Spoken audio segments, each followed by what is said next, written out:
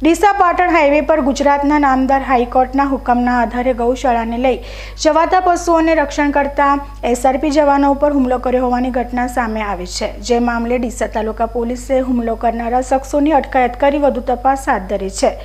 અમદાવાદ શહેરના રખડતા પશુઓની સમસ્યા હલ કરવા માટે છેલ્લા ઘણા સમયથી અલગ અલગ વિસ્તારમાંથી રખડતા પશુઓને પકડવાનું મહાઅભિયાન ચાલી રહ્યું છે અને આ રખડતા પશુઓને પકડી ગુજરાતની અલગ અલગ ગૌશાળાઓને સોંપવામાં આવી રહ્યા છે। ત્યારે આ પશુઓની સહી સલામત પહોંચે તે માટે ગુજરાત નામદાર હાઈકોર્ટ પશુઓને પકડવાની કામગીરી દરમિયાન તેમજ ગૌશાળામાં પહોંચાડતી વખતે સુરક્ષા પૂરી પાડવા માટે એસઆરપી જવાનોને રક્ષણ માટે હુકમ કર્યો છે।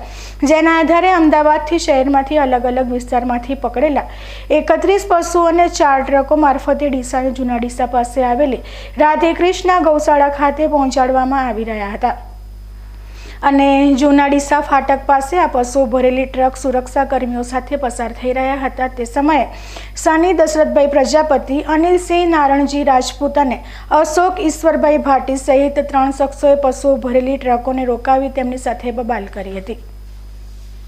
તેમજ તેઓ જીવદયા પ્રેમીઓ હોવાનું કહી આ પશુઓ કતલખાને લઈ જઈ રહ્યા હોવાનું કહી હંગામો મચાવ્યો હતો। તે સમયે તેમની સુરક્ષા કરી રહેલ એસઆરપી ગ્રુપના રવિન્દ્રસિંહ ભમરસિંહ ચાવડા, ફાલ્ગુનભાઈ ગોળ અને પૂનમભાઈ ગોકળભાઈ મોદીએ તેમને ખૂબ જ સમજાવવાનો પ્રયાસ કર્યો હતો। તેમ છતાં પણ આ 3 શખ્સોએ સુરક્ષા કર્મીઓ સાથે બોલાચાલી કરી તેમનો ગણવેશ ફાડી ઝપાઝપી કરી ગાળો બોલી હુમલો કર્યો હતો।